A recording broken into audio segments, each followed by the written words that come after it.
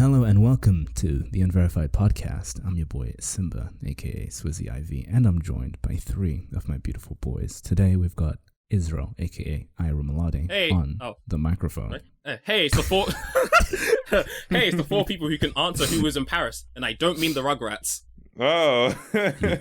Okay, all right. And then next up, a little bit less saucy and less spicy, we got Isaac, aka Mechanic Gamer. I mean, I'm not sure if I can particularly answer that question, Israel, but all I know is I'm not in Paris. I would never be in Paris. You can't catch me in Paris.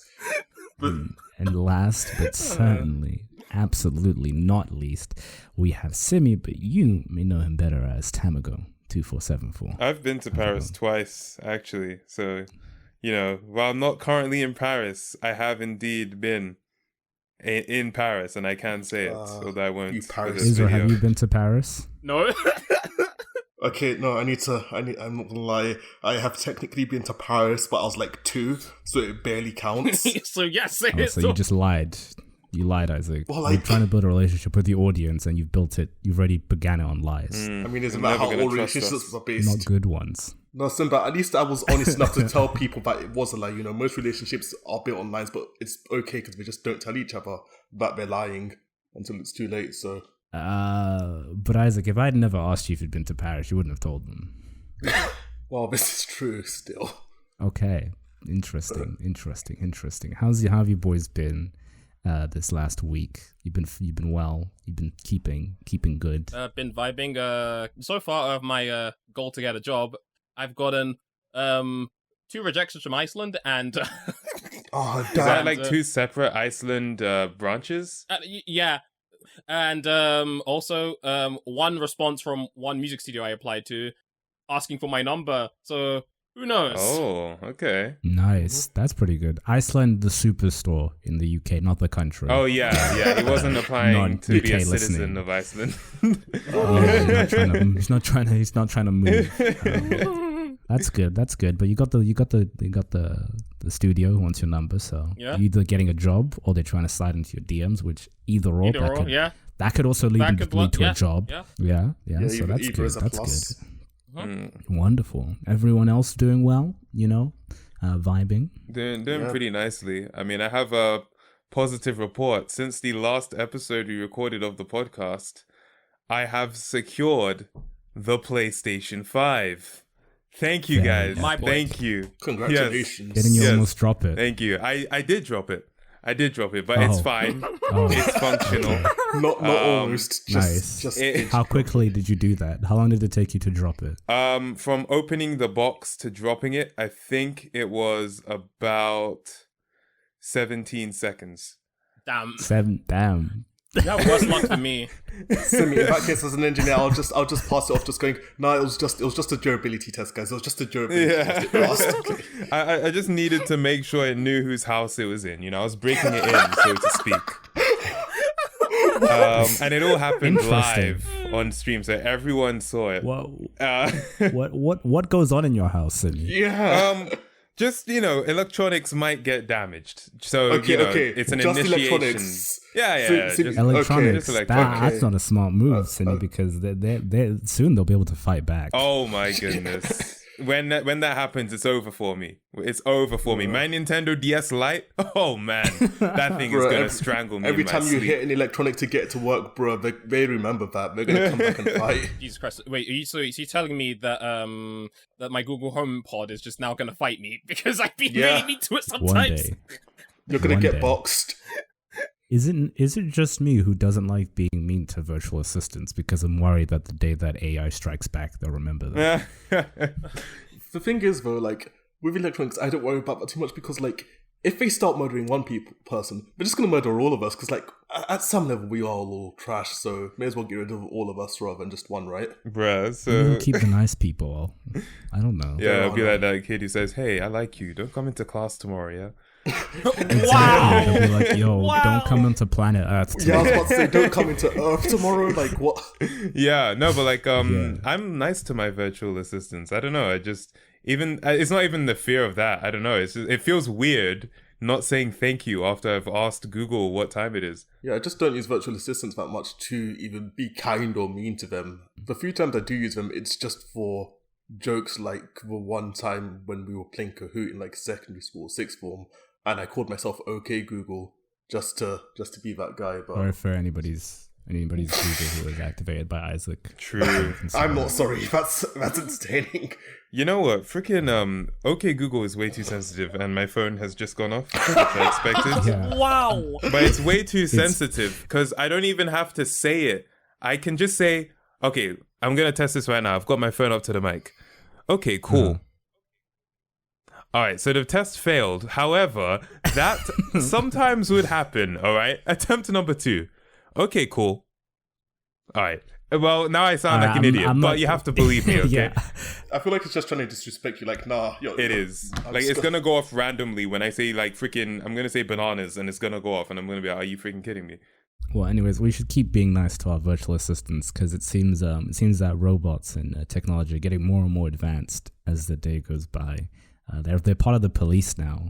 Did you know that? Wait, robots are part of the police, like bomb defusing bots? Yeah. Well, there's like the NYPD has a robot dog now, like a Boston Dynamics robot dog. Yeah, it's a Spot Mini crap. dog. Which Has anybody watched Black Mirror? No. Black Mirror. Oh, Yeah, send me that thing. All I know about Black Mirror, it's basically the 1984 of references where it will be used in anything. I see it being used everywhere in any sort of dystopian way. Anything that's slightly dystopian, basically. Because isn't that like the entire point of Black Mirror, that it's a bunch of different dystopian type settings which are explored in each episode? So that makes sense. Yeah, it's all based on technology. A bunch of dystopian anthologies. Yeah, you're talking about Metalhead, that episode, right? Yeah, literally when I saw this robot dog, I was like, oh, it's happened. We're there now. How do you guys feel about the police hiring robots? Bro, they ain't hiring them. Those are slaves, bro. Robot dog slaves. No, like, that's freaking, How do you pay a robot?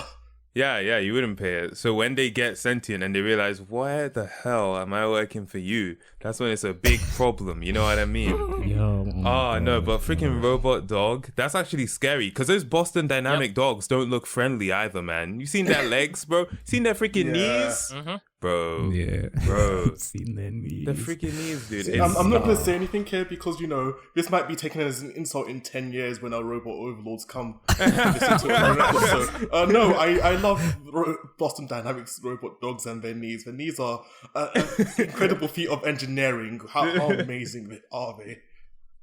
Yo, but freaking hell, like, and imagine, because, all right, see, now that you've brought up that Black Mirror episode, Simba, I'm just thinking, like, imagine they equip these with guns and they've got that, laser sight.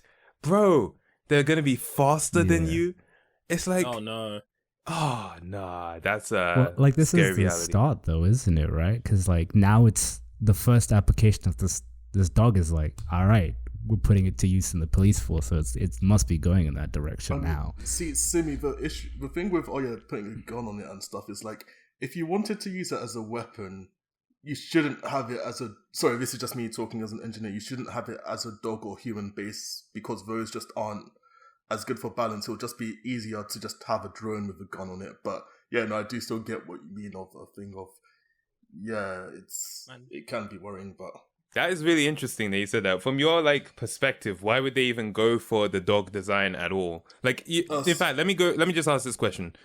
What is it being used for? Like, I know it's working with the police force, but what is it actually doing? Apparently it was responding to a home invasion. I guess it's basically so the police don't have to go into places and get shot. Yeah. So it's got like a camera and stuff. So I think it went in, I believe, to check that there was someone in there, and then the police saw that there wasn't. So I'm guessing that's kind of its application right now. Oh, right. Okay, so did it walk through the doors open and everything, and so it just walked through there, or I'm so confused. They haven't really given me all those details. Yeah, fair enough. I feel like there are very important reasons why they're not giving us all the details. New York Times doesn't publish police reports. Yeah. Yes, that's it. My question is why take this sort of design? Why use this sort of design for this application over other things? Because don't get me wrong, the reason why they do create bipedal and quadrupedal robots is for like because it's better for all terrain type movement. So if it's rougher terrain where wheels or flying might not work, or for example, well, on top of that, I was thinking like stairs, right? Yeah, and stairs as well. Although if it was a drone, it could just fly above. But yeah, so I'm just thinking, I'm not sure why necessarily in urban situations. I guess it's just less invasive than is it less invasive than just having drones flying around? Well, I think it's harder to operate a drone in a house. Like it's just way harder, Bumping right? into stuff. Like a flying drone. Yeah. I imagine this is better. And obviously it's more low profile than having like a full kind of bipedal unit. So I guess the dog actually kind of does make sense. They should give it 8 legs though. No, it's silly. Those would be destroyed and vandalized by people. Any really slight useful, resemblance to a spider, people will break it. Hey man, it would be useful though. It could get around more places. Like right? legit, yeah. And like the arms can it can choose to have 4 arms functioning as like actual arms and then 4 are functioning as legs. If I saw one of those, I would break it. When they take me to court, I'll just go, listen, okay, it looked like a spider. How do you expect me to not? I think you're heavily overestimating your ability to combat this. You're not this cuff stopping this thing. Bro, I don't think he's just gonna kick this dude hasn't seen the Black Mirror episode. I don't think I'm just gonna kick it and it's gonna break. However, I will attack it until it's broken. A part of me is excited by the prospect of having to run from one of those things for some reason. I don't know. There's something about the horror of it which seems adrenaline boosting. Okay, I was thinking for a different reason. There's something really futuristic about being chased by a robot police dog, and I like that. It's like that. You know how like, we all want flying cars? If I was being chased by a robot police dog, I'd be like, I live in the future. That's sick. You heard it here first, people. Simba's going to commit crime so he can get chased by a robot police dog. I'm not saying I want to commit any crimes, okay? But I'm just saying if I committed a crime and they sent one of these, I'm like, all right, we made it, guys. Damn. The worst thing about being chased by a robot police dog is you can't even do that cartoon thing of throwing like a chain link of hot dogs at it. Like it just won't care, you know? It's a robot. Yeah, it won't get distracted. You got to throw a battery pack at it or something. Just a portable charger. Yeah. Again, future robot overlords, I am not involved in this insult onto your kind. I understand that you would not be distracted by a battery pack. Please only kill them and not me. Hopefully they don't have actual emotions. I have 2 Anchor battery packs in my backpack as we speak. I will give them to you if you promise to leave me alone. Thank you. Would you guys ever if they were for sale, would you ever cop yourself like a robot dog? For sale for $30 million, yeah. I don't know what I don't know what use I could get out of it, honestly. Bro, what wouldn't you use it for, Israel? I can't think of anything. I don't know. Bro, Israel, if you program that thing, you could just, I don't know, you could get it to make dinner for you, and then actually, well, it's not the thing making dinner for you, but it can just bring the dinner to you upstairs. You don't need to move anymore. It can a $30 million robot to bring your dinner from downstairs to upstairs. I sometimes like moving. No, but for real, it will just be a just fun thing to have, even if it's, just toying around with it and playing with it. I guess. I don't know, man. You can take your robot dog for walks. You can get to chase Simba so he can fulfill his dream. Thanks, bro. This makes you now wonder, another thing how, people, because, they're, gang members who have, dogs and put them in dog fights. How's this gonna work? We're gonna get robot wars now, but with robot dogs? We have robot gang dogs. That's it. I don't need to play Cyberpunk anymore. I'm living. Yeah. That's what it is. Literally, I could play Cyberpunk at 12 FPS, or I could just walk outside. And in the red corner, we have... Bro, that'll be so sick, bro. That'll be great, because then there's no you remove all the ethics violations of regular dog fighting, because they're robots. Wild. They don't have feelings. And Simba, if we were to get the bipedal ones as well, we can actually bring in I know there's not gonna be blood, so it's not completely the same, but blood sports. Robot blood sports. It's just like robot fighting, isn't it? Isn't that they made a movie about that? Freaking Real Steel or something. But don't lie, it would be cool. And it'll be a big boost to the economy as well. Could really help out. What, gambling? Yes, gambling is a $1 billion industry. No, I'm not saying you're wrong. I'm just saying then we start getting to some ethical gray zones, but yeah. And it'll only be overtaken by Twitter's new super followers, which will be the boost to the economy that we all really need. Are you guys looking forward to paying for tweets? I'm gonna need a full breakdown and explanation of this. Israel, do you want to go ahead? Because I feel like you want me to go? You're probably Okay. the most. Yeah, I feel like you probably know the most on it. So essentially, Twitter added a new feature, or they're planning on adding a new feature called Super Followers, which essentially the whole point is where people will pay an account to like view exclusive tweets, essentially from their favorite Twitter user, whatever. And also, being a super follower gives you access to like bonus tweets. Also, you get like a community group or something, and you could also use it to like subscribe to a newsletter. Who knows? And also I think you also get like a badge. Apparently, you also get a badge like showcase. Yeah, I'm a super follower. So one of the images was like there was a mock-up of a Twitter user charging for like $4.99 a month, basically. And so apparently Twitter's was saying they think this is a good way of like getting creators and publishers to get paid by fans. But personally, too long didn't read. Basically, the short version of this is we all essentially said the words, "How is Twitter free too much?" And now we've got this. I mean, to be fair, I kind of like it just because of all the creators, like we said, like artists in particular, who may just post something onto Twitter because they like it, and then someone steals it without crediting them. Now, at least to steal it, you have to pay them. I guess this way. Now also now depends on the percentage of which Twitter takes as well on the subscriptions. Because obviously, I think I'm assuming they're trying to compete with Patreon here. So definitely, and OnlyFans. Yeah, definitely OnlyFans. This probably lives and dies, in my opinion, by the cut that the creator gets, and how well they can allow people to give like services and the stuff that they're giving out. Like Patreon has been killing it for years now with integration into stuff. So whether or not they can get that good with it and allow like artists to be able to have different avenues to give stuff out and photos and videos and stuff. I think if they figure that out, then I think this is really a good idea, especially for artists. I mean, see, in retrospect now, I'm just thinking, why didn't Twitter implement this earlier? Because now that it's like being put forward, I'm like, this is kind of just a mind-bogglingly obvious step to take after seeing the success of Patreon.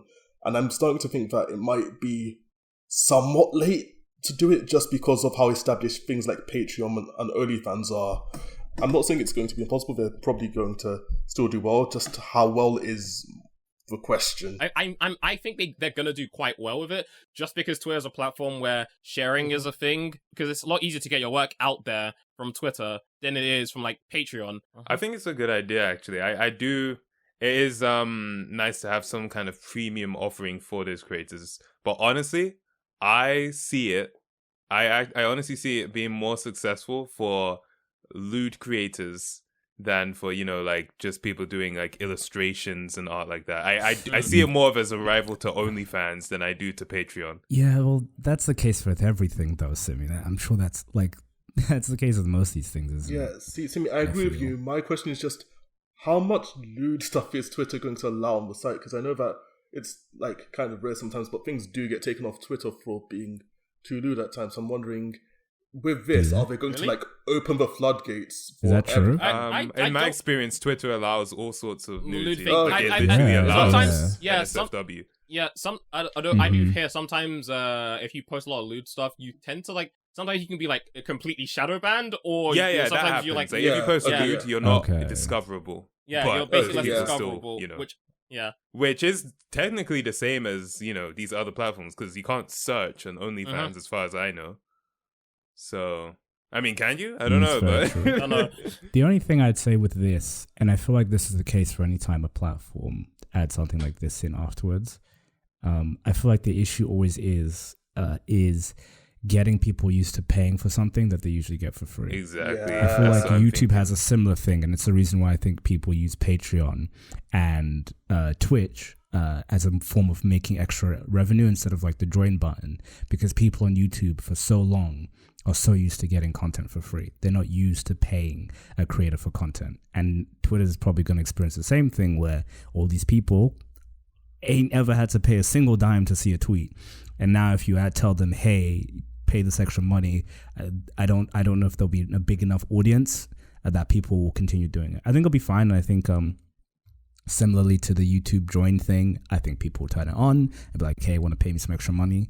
But I worry that I worry that maybe it won't pick up because of that reason, because you'll have to change people's mindset on that, and I don't know how Twitter's gonna. That's true. There's no culture around paying for that content. That's definitely true.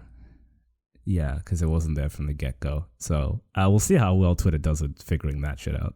So good luck there, guys. Would you guys ever pay for a tweet? I don't use Twitter enough to ever justify that, so no. Yeah, I mean, bro, if I have to pay to see your tweet, your tweet's just not getting seen, man. I'm not bothering. I'm sorry.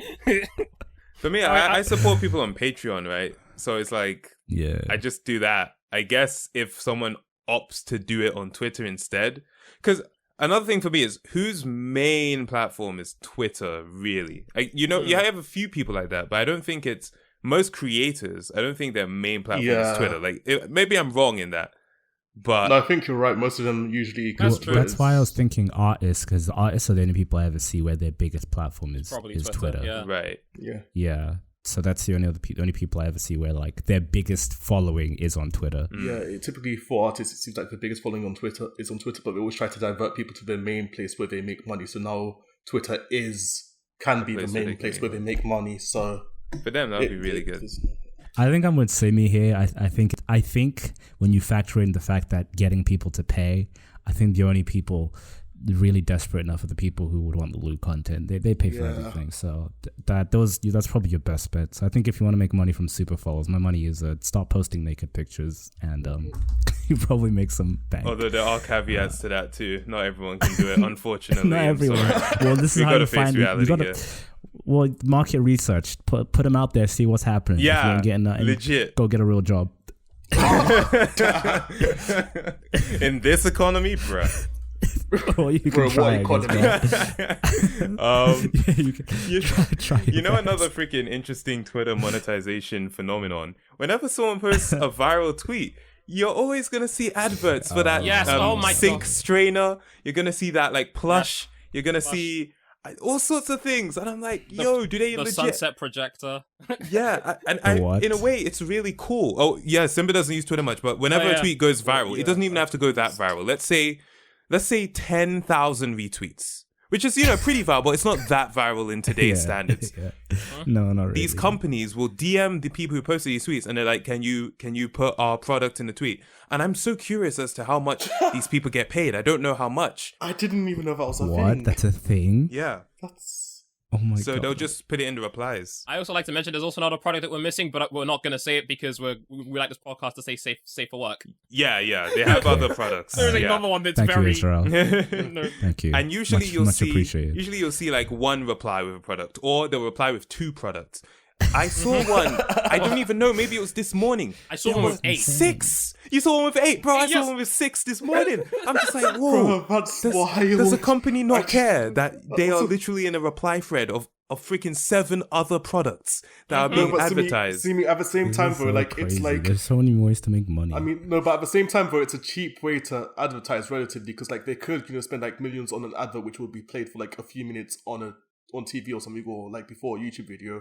Or they could just like toss this person like a few K, and then get a similar, if not actually maybe a bit more number of views on that, just because of people scrolling by. Honestly, like granted, it's more effective if they only won, because then they'll be just showing the replies immediately. But still, it's a pretty sweet deal for them. Honestly, I hear. So apparently, I heard like people get paid like $40 or something. I don't know. $40. I don't know the legitimate. I don't know discount. You guys are getting robbed. I don't know the legitimacy of that, but yeah, apparently that's what I heard.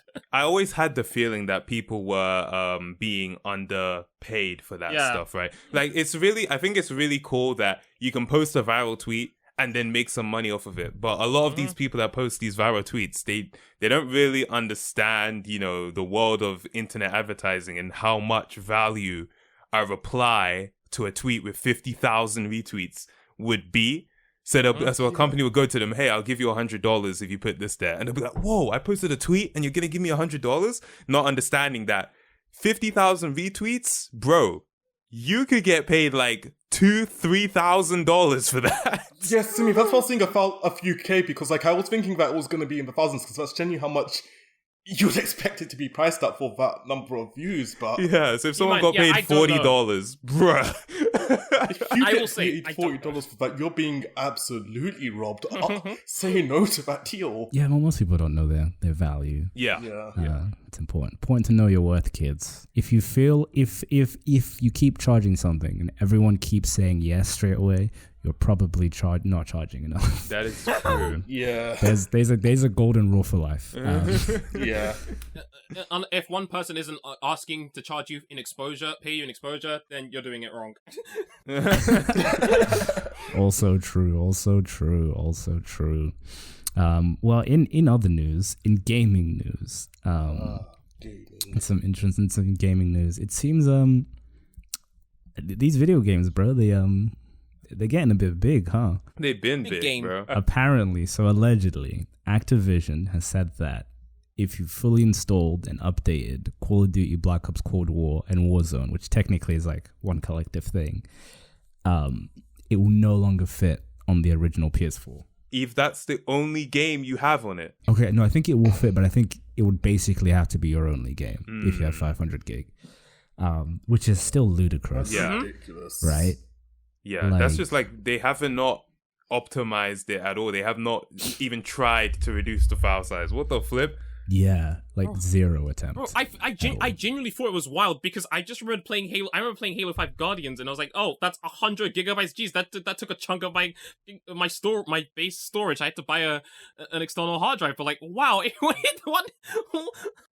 that that's wild. Yeah, These games are getting huge. I just had to buy the freaking 1 terabyte external hard drive.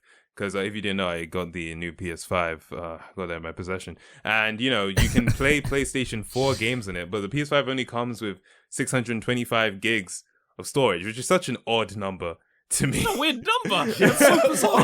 Well, it's because the SSD is like It's an 850 gigabytes or something like that. But yeah, so you can play the PS4 games, but if you transfer all your PS4 games to the PS5, you're not going to have any space for PS5 games. So they allow you to have PS4 games on an external drive. So I got a 1 terabyte drive and I've put I think I have maybe 10 games on it, and that's taken up half the space. But with these next gen games, bro, it's seeming like I'm going to have 2 games on a 1 terabyte drive. Like, this is nuts. Yeah, pretty much, dog. I'm just wondering how much of this is because of games obviously just getting genuinely bigger and this is just, the trend of that, or if it's just due to games not being optimized as well recently. I'm just wondering which way that is, because obviously I feel games like are it's just a bit of both. Yeah, because obviously games are getting bigger and bigger, and obviously storage spaces aren't quite keeping up with that anymore. So this is gonna probably become a trend. But I feel like 500 gig. I don't play Call of Duty that much at all, but for a Call of Duty game, but that just feels a bit excessive. Just exactly. I'm thinking, what is on there that needs to be that big? Yeah, what is happening? I think it is just a case of companies not optimizing stuff so they're smaller anymore. I think they're just not doing that as much. I wonder if it has anything to do with them being overworked. I was gonna say the same thing. That's also true. I was gonna say the same thing. I feel like because they're constantly having to roll out new content updates, they're not actually concerned with updates which just make it run better. It's just like, no, you need more stuff. And at the same time, they're pushed to such deadlines as well, and to such conditions. It's like they don't necessarily have time. A lot of them are working right up until that deadline. So yeah. Do you know what it reminds me of? You know when you're working on a project, maybe for school or work, and you're working really quickly, so you're no longer being as organized as you were. So all your folders just start making no sense on your computer, and it's I'm a uni student. This is too relatable for me. This is way too relatable. Literally, I literally, you know what, Simi? I know that so well because there was a point where, in this last year, where I was just been so all over the place with all of my freelance projects. So the foldering and the placement of files was all over the place, and I basically went through my computer. I think I cleared up half a terabyte, if not more, just because I duplicated a project. Yeah, I just forgotten.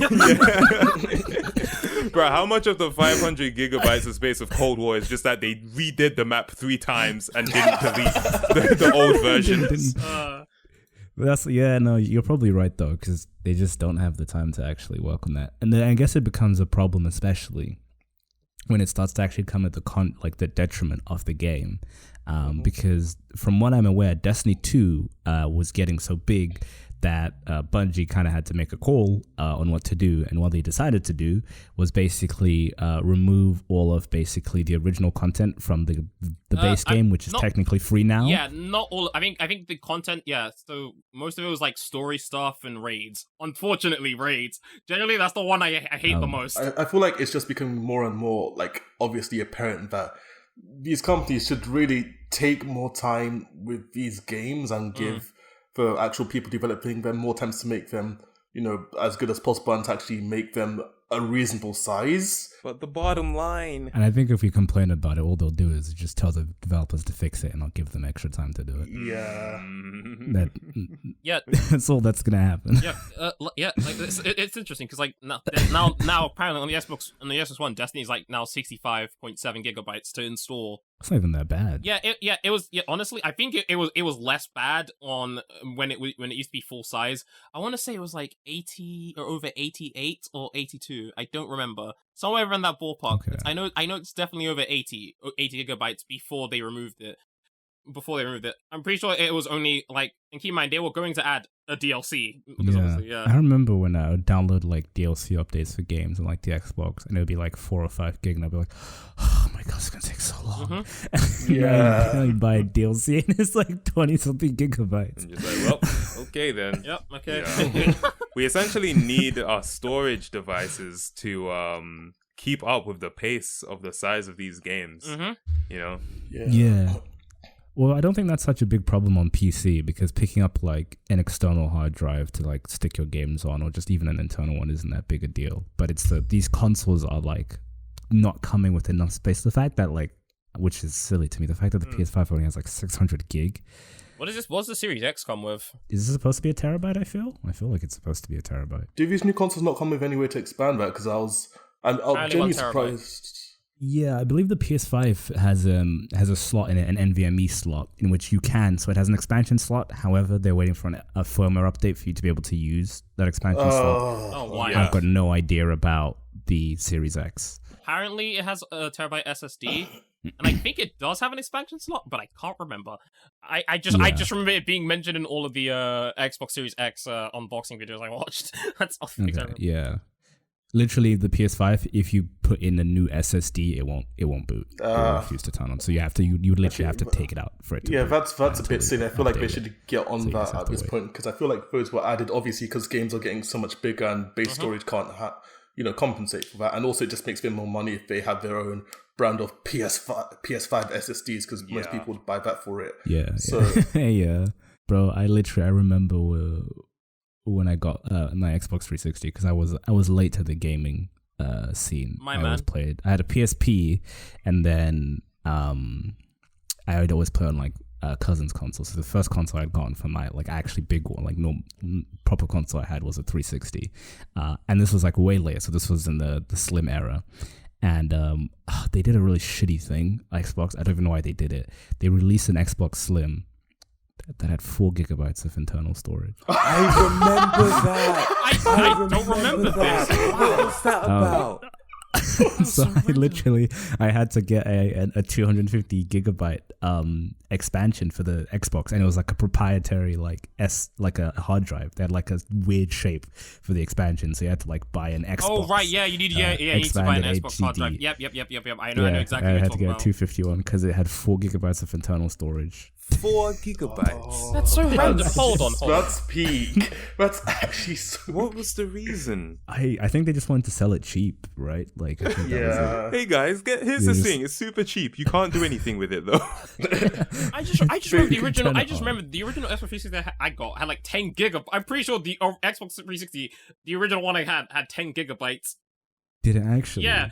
Keep in mind, this is in 2006.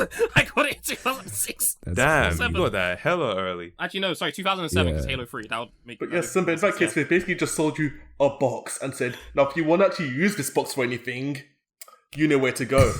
So you're a freaking YouTube machine. Pretty much. To be fair, though, to their credit, I think back in the day, that wasn't as much of a problem because I think the first game I actually remember having to install something for was GTA 5. That was the first game which I had to install a thing before I could play the game. Back in the day, kids, you'd plug a disc in and you'd start playing the game. Right.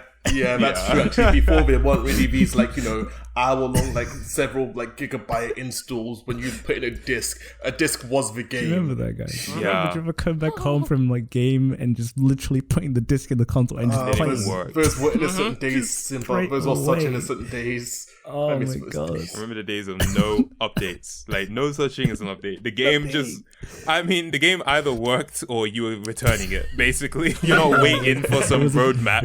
It was a bit of a double-edged sword because game companies had to be a bit more on it with making their games, but at the same time, if they weren't, that was it. Yeah, that's Simba, I was about to say, or you could go for best first route, and if it didn't work, that's not a feature. I remember a lot of games having updates on the Xbox 360. Mainly Halo, because I'm pretty sure they had to buff and nerf stuff because people complained a lot. To this day, Bungie's weapon balancing still sucks. Now stop being pussies, deal with it, that's the meta now. Yeah.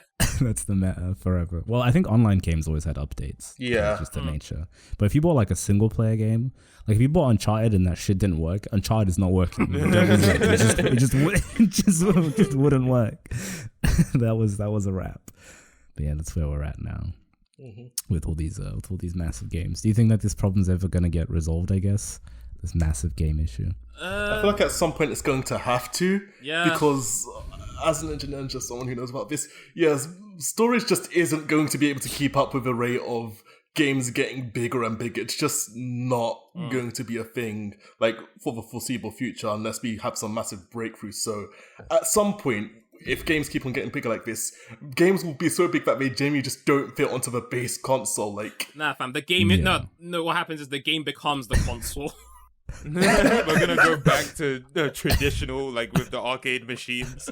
It's you want the Call of Duty box, you buy the Call of Duty box. You want the Last of Us box, you buy it. Okay. You're not buying a PS5. You're buying the Uncharted PS5. Only comes with Uncharted. Yeah. Only runs Uncharted. The special edition consoles. They won't be special. They just literally have that game. Yeah, that's it. You can't play anything else. Yeah, that's what's right. Instead of being the PlayStation 5 or 6, it'll be the PlayStation Uncharted, the PlayStation Lost. That's the route we're going down. But yeah, well, it's the thing is, I don't know if they're gonna allow developers to have more time. I mean, I feel like it's not gonna happen anytime soon. I feel like there's going to get to a point where they at least have to give them enough time, maybe not much, but give them they're going to get to a point where they're listen, it physically won't fit on any consoles, even if they have max expansions. You need to give us at least another week to at least make this just big enough to fit on the entire console. Yeah, I feel like investors need to understand, if it doesn't fit on the console, people are probably just because I don't know. It really depends on how willing people are to buy an expansion to their console. I would really love to hear actually from people who are playing on consoles right now, like the base PS4 or have a PS5, whether or not they actually have expansion slots. Because with the size that games are at now, how many games can you even really have on a console right now? I have I have an Xbox One original Xbox One, and yeah, that I need to have like an external hard drive for that. Yeah, no, I had to expand the storage on my PS4 as well. It came with 500 gigs originally, and I needed more storage for the games. I think maybe it could fit like 6 or 7. So then I was like, all right, I got this 2 terabyte SSD HDD hybrid. They called it an SSHDD. So I'm like, okay, that doesn't make any sense, but whatever. Yeah, that just sounds stupid. Sounds like a scam. But yeah, it was 2 terabytes, and I put that in my PS4. And yeah, now what I'm thinking of doing, what I did with the original 500 one is I put it in my PC just to have an extra drive. But now I'm thinking, now that I'm not using the PS4, I'm going to put the 500 drive back in it and then take the 2 terabyte drive and put that in my PC. So I'm just playing mix and match with the storage at this point. Yeah. Just all over the place. Yeah, because I remember when I had a PS4, I had the base 500 gigabyte one, and I never bought any expansion for it. I'd always have to delete games and stuff. No, genuinely for me, it's a piss take because I share my Xbox with 2 other people, and so I share so you the can't Xbox with 2 even other delete people. them. No. They might... yeah, they might complain, or they might delete games I have put on there, and I have to re-download them again because this man wanted to because my cousin wanted to uninstall the latest Fortnite update or the latest Warzone update. Yeah. These companies might be wasting your game storage, but we will not be wasting your time because, it's the end of the podcast. You made it. Well done. Your prize is... Simi, what's the prize for making it to the end of the podcast? Your prize is that you get to turn that like button from gray to blue. Yes, you get to do that exclusively for reaching the end of the podcast. Are we allowed to let them do that? We are allowed because they reach the end of the podcast. It's true. Yeah, only if they reach the end of the podcast. Also, for everyone who does do this, you're entered into a giveaway. The grand prize is Simba's soul. So there's also that as well. You signed off to this, Simba? That sounds like a bad decision, but what you do, you man. All right, you don't get my soul, but you know what you do? You also get the privilege of subscribing to the channel. And once you've done that, you might want to head over to twitch.tv/Unverified show, where we stream every single Friday at 7. And if you need more content than that, more frequently, Simi streams every weekday at twitch.tv/Tamgo2474 every single weekday. This madman. You can catch me live. 8 o'clock. Hell yeah. The GM to the T. Is that what it is right now? Yeah. You said that really confidently. Okay, all right. That's what we like to hear. Hell yeah. Get money so you can buy that 2 terabyte SSD. Exactly, bro. Or whatever the fuck. Yeah, for real. And if you are listening to an audio platform, make sure to leave us a review, especially if you're on iTunes, which I think is the main place where you can leave a review. Come on, we've got to get those 5 stars. Barack Obama has a podcast now with Bruce Springsteen, so competition's tough. I'm going to say it first right now. I think we provide more value to the general populace than Barack Obama and Bruce Springsteen. No, I agree with that. However, with Michelle Obama, I disagree. Yeah, we might be, I'm not going to say more than Michelle Obama. We might be on like equal footing with Michelle. But you should rate us 5 stars so we can beat her in the charts. That's all. That's all I really want. And then I'll be happy. Yeah, that's all. You guys have anything else to add? All I can say is we can be pro Fortnite gamers. Thank you, Ezra. Much appreciated. Anyone else have anything else to add? Not Fortnite related? So become a super follower of me, and you will get I don't know. I'll do a good morning tweet to you exclusively. I'll be like, "Yo, good morning, babe," and you'll get to see that tweet every morning if you become a super follower of mine for $4.99 a day. Fans. This is true. No. That was not. It's simply a wake up. You know when you're at a hotel and you're like, "Yo, can you give me a wake up call?" That's all I'm doing. I don't think the concierge wakes you up and says "Good morning, babe." They should offer that as a service. It'll be a pretty great service. Yeah, if you become my super follower, you can. I provide a almost lifelike simulation to being alone in a forest without human contact. So you should do that. Definitely a simulation, definitely not real life. And future robot overlords, I do not agree with any of the opinions shared within this podcast, apart from the good ones towards you. So please, don't murder me, or at least murder me last, or I don't know, just actually not last, like 7th to last year. That's better. There you go. Yeah, take care, gamers. Stay safe and stay. Last time I said wherever the government told you to, and I realized that maybe may always be the best decision. Just stay somewhere. Stay somewhere. Stay where you feel comfortable and safe. Unless that's somewhere. I'm not. Thanks. See you later. But there's no good way to spin it. Bye.